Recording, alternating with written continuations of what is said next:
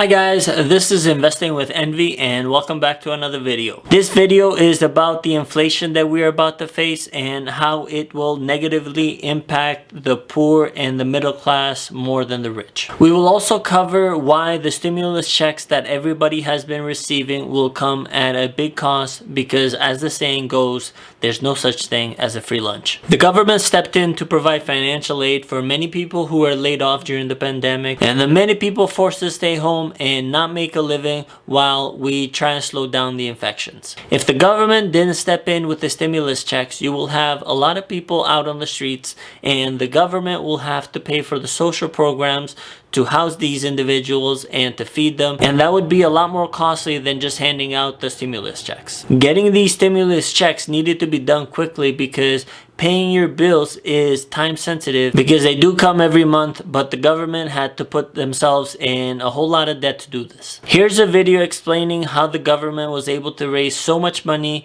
and how they plan on paying off this debt. Trillions of dollars in economic stimulus funds. Billions of dollars to pay furloughed or laid off workers. Extra money in the bank accounts of every American, courtesy of Uncle Sam. That's all thanks to the historic stimulus package passed in the wake of the coronavirus pandemic. But where's all that money coming from? Is the government just printing more of it? First, no, the government is not literally printing more money, but they are making more of it, digitally, in the form of good old-fashioned bonds, U.S. Treasury securities. The Treasury Department auctions off these bonds to raise the money it needs. The bonds are bought on the open market by corporations, foreign investors, companies that are in charge of investing your pension plans, even individuals for their own personal investments. These foreign and domestic investors owned most U.S. public debt as of last year, with the Fed only owning 14% of it. But since mid-March, the Fed has bought $1.4 trillion in treasuries, the bulk of the $1.6 trillion in total treasuries issued during that period, to thaw out markets that had frozen because of the current crisis. Experts aren't too worried the bonds and increasing debt will spark inflation for the same reason investors are eager to buy them. America's economy and financial reputation remain strong. The bigger concern is deflation, in which fear and job losses prevent consumers from spending, driving prices down to the point it hurts the economy. How the bonds will be paid off in the future is another big question. Future generations may expect to see higher taxes and scaled down government.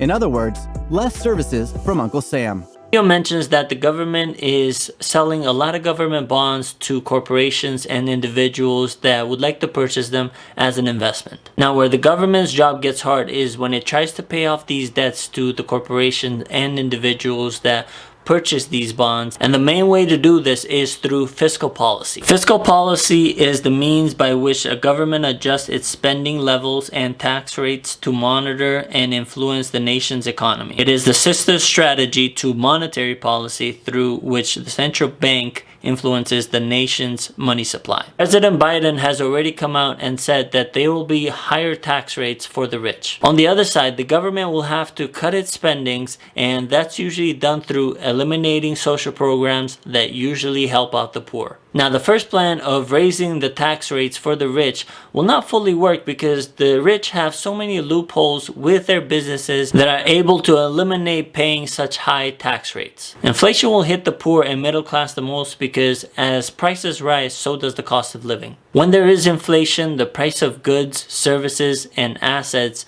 tend to go up.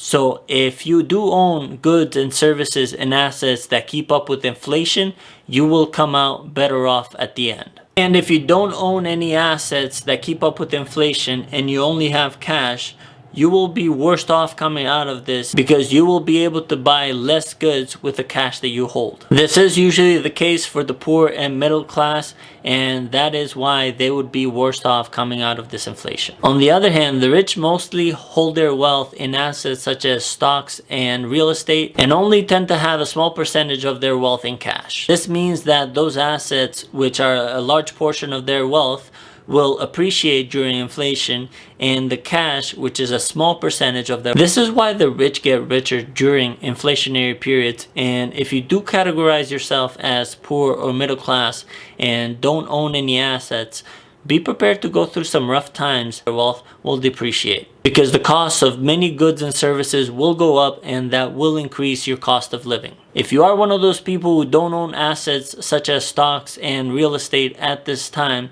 what you can do in the future is make sure to save enough in order to be able to purchase these assets so you can come out of inflationary periods better off. So that is it, guys. I hope you learned something from this video.